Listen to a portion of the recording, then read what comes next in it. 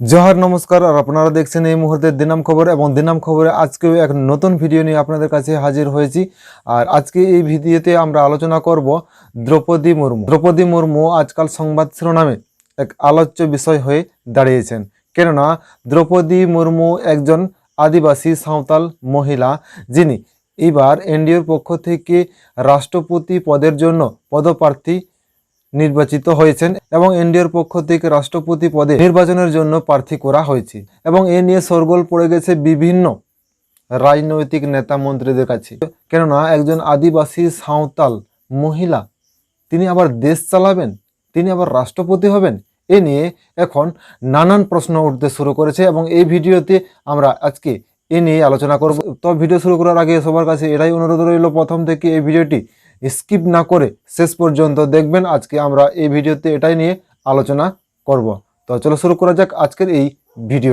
বর্তমান পশ্চিমবঙ্গের রাজ্যের শাসক দলের নেতামন্ত্রীরা এবং এমএলএ এমপিরা অনেক সময় বলে থাকেন যে আমরা আদিবাসীদেরকে ভালোবাসি এবং আদিবাসীদেরকে ভালোবাসি, তাই জন্য আমরা আদিবাসীদের জন্য বিভিন্ন প্রকল্প চালু করেছি, বিভিন্ন সময় আদিবাসীদের পাশে আমরা দাঁড়িয়েছি এবং বর্তমানে আমরা আদিবাসীদের পাশেই আছি এবং ভবিষ্যতেও আদিবাসীদের পাশেই থাকব এবং নিজেকে আদিবাসী দরদি বলে সব সময় এরা দাবি করে থাকেন। কিন্তু বাস্তবে সেই পশ্চিমবঙ্গের রাজ্যের শাসক দলের নেতামন্ত্রী এবং এমএলএ এমপিদের কাছে থেকেই আদিবাসীদের নিয়ে কটূক্তি করতে শোনা গেছে। কেননা কয়েকদিন আগে এনডিএর পক্ষ থেকে রাষ্ট্রপতি পদে পদপ্রার্থী হওয়ার জন্য প্রার্থী ঘোষণা করা হয়েছে এবং প্রার্থীর নাম ঘোষণা হওয়ার পর থেকে বিভিন্ন নেতামন্ত্রী এমএলএ এমপি এবং বুদ্ধিজীবীদের মাথা ব্যথা হয়ে দাঁড়িয়েছে। কেননা এখানে এনডিএর পক্ষ থেকে যে নামটি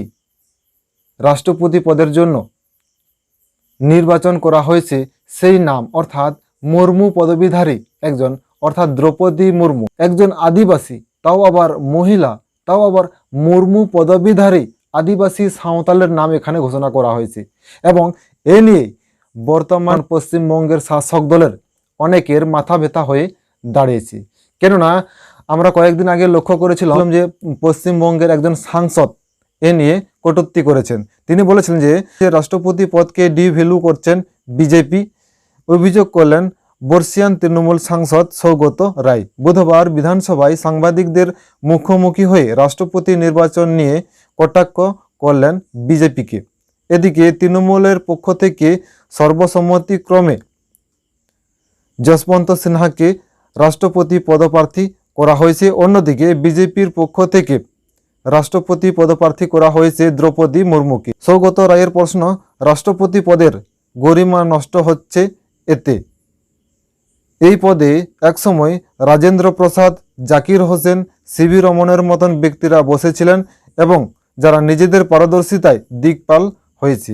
সেখানে কোনোভাবে দ্রৌপদী মুর্মু যোগ্যতা নিরেখে সমসাময়িক নয়, এমনটি সৌগত রায় অভিযোগ করেছেন। অর্থাৎ এখানে দ্রৌপদী মুর্মু একজন আদিবাসী এবং আদিবাসী সাঁওতাল, তাও আবার মুর্মু পদবীধারী, তাই এখানে রাষ্ট্রপতি পদের জন্য পদপ্রার্থী হওয়ায় আবার একটা মাথা ব্যথা হয়ে দাঁড়িয়েছেন। এবং এই রাষ্ট্রপতি পদে এখনো দ্রৌপদী মুর্মু নির্বাচিত হননি, কেননা এখানে এবার একটা ভোটাভুটির ব্যাপার আছে। সেই ভোটাভুটিতে যদি জয়ী হন তবেই রাষ্ট্রপতি পদে নির্বাচিত হবেন। কিন্তু রাষ্ট্রপতি পদে এখনো নির্বাচিত হননি দ্রৌপদী মুর্মু এবং নির্বাচিত না হয়েও দ্রৌপদী মুর্মুকে নিয়ে চাপানোতর শুরু হয়েছে। কেননা দ্রৌপদী মুর্মু একজন আদিবাসী এবং সেই আদিবাসী যদি রাজেন্দ্র প্রসাদ, জাকির হোসেন, সিভি রমনের মতন যে সমস্ত ব্যক্তিরা একসময় রাষ্ট্রপতি পদের জন্য যে চেয়ারে বসেছিলেন এবং সেই চেয়ারে যদি দ্রৌপদী মুর্মুর মতন আদিবাসী সাঁওতাল মহিলা বসেন, তাহলে দ্রৌপদী মুর্মু সেই সিটের জন্য যোগ্য ব্যক্তি নয়, এমনটি দাবি করা হচ্ছে। কেননা সেই জায়গায় রাজেন্দ্র প্রসাদ, জাকির হোসেন, সিভি রমনের মতন লোক বসেছিলেন এবং সেই জায়গায় যদি একজন আদিবাসী সাঁওতাল মুর্মু পদবীধারী মহিলা বসেন, তাহলে সেই সিটের মনে হয় মর্যাদা থাকবে না। তাই অনেকেই এটা নিয়ে তাদের মাথা ব্যথা শুরু হয়েছে। এবং তাও আবার আদিবাসী মহিলা, তিনি আবার দেশ চালাবেন। কেননা সেই আদিকাল থেকে যারা আদিবাসীদেরকে নিচু জাত, অশিক্ষিত, অসভ্য বলে জেনে আসছেন, তাদের মাথায় একজন অশিক্ষিত, অসভ্য, নিচু জাত যদি ভারতবর্ষের শাসনভারের দায়িত্ব নেন, তাহলে অবশ্যই তাদের মাথা ব্যথা হয়ে দাঁড়াবে। তাই আজ সৌগত বাবুদের মতন আরও অনেক নেতা নেতৃত্ব এবং বুদ্ধিজীবীরা আছেন, তা আজ দ্রৌপদী মুর্মুকে সমর্থন করতে পারছেন না। এবং তাই বিভিন্ন সোশ্যাল মিডিয়া এবং প্রিন্ট মিডিয়া, ইলেকট্রনিক মিডিয়াতে দ্রৌপদী মুর্মুকে নিয়ে চাপানোতর শুরু হয়েছে এবং এ নিয়ে বিভিন্ন ব্যক্তিরা কটাক্ষ করতে ছাড়েননি। কেননা আমরা এক সময় দেখেছি ডক্টর ভীমরাও আম্বেদকরের সঙ্গে যা ঘটনা ঘটেছিল, বর্তমানেও দ্রৌপদী মুর্মুর সঙ্গেও সেই একই ঘটনা ঘটতে চলেছে। এবং দ্রৌপদী মুর্মু যদি রাষ্ট্রপতি হন, তাহলে বর্তমানে রাজেন্দ্র প্রসাদ, জাকির হোসেন, সিভি রমনদের মতন যে সমস্ত পদমর্যাদা ব্যক্তিরা ছিলেন, তাদের মর্যাদা এবং তাদের মান সম্মান থাকবেনি, এমন সৌগত বাবুদের মতন অনেকেই দাবি করছেন। আর তা না হলে আজ রাষ্ট্রপতি হওয়ার জন্য অনেক ব্যক্তি রাষ্ট্রপতি পদে বসেছেন, কিন্তু কারো নিয়ে এরকম আজ চাপানোতর হয়নি। এখানে শুধু আদিবাসী বলে, আদিবাসী মহিলা বলে এবং আদিবাসী নিচুজাত হয়ে একজন আদিবাসী অশিক্ষিত, অসভ্য বলে এরকম চাপানোতর শুরু হয়েছে। কেননা আমাদের পশ্চিমবঙ্গে নেতা নেতৃত্বরা অনেকে বলে থাকেন যে আজ উত্তরপ্রদেশে যেভাবে জাতিবিদ্বেষ চলছে, বর্তমানে পশ্চিমবঙ্গে সেরকম জাতিবিদ্বেষ হয় না। কিন্তু আমরা সৌগত বাবুদের মতন সাংসদদের মুখের থেকে আজকে যে কথা শুনলাম, যে ভাষায় আজকে দ্রৌপদী মুর্মুকে নিয়ে কথাবার্তা করা হয়েছে, তাতে করে পশ্চিমবঙ্গেও ডাইরেক্ট না হলেও ইনডাইরেক্টে জাতিবিদ্বেষ চলছে।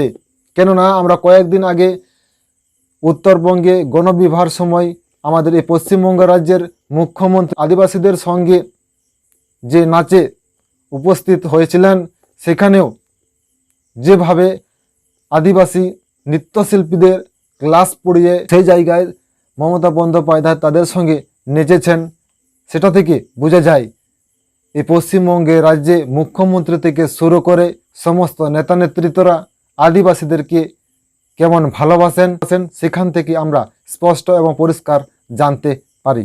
কেননা শিক্ষার জন্য আজ আদিবাসীরা বিভিন্ন সময়ে পশ্চিমবঙ্গে রাজ্যে আন্দোলন করতে পথে নেমেছেন, কিন্তু আদিবাসীদের জন্য সঠিক শিক্ষার পরিকাঠামো গড়ে তুলে দেওয়া হয়নি। কিন্তু আদিবাসীরা কোনোদিন মেলা উৎসব নিয়ে দাবি করেননি, কিন্তু সেই জায়গায় পশ্চিমবঙ্গের বর্তমান সরকার কোটি কোটি টাকা আদিবাসীদের নিয়ে দান করেছেন, কোটি কোটি টাকা আদিবাসীদের জন্য খরচা করেছেন।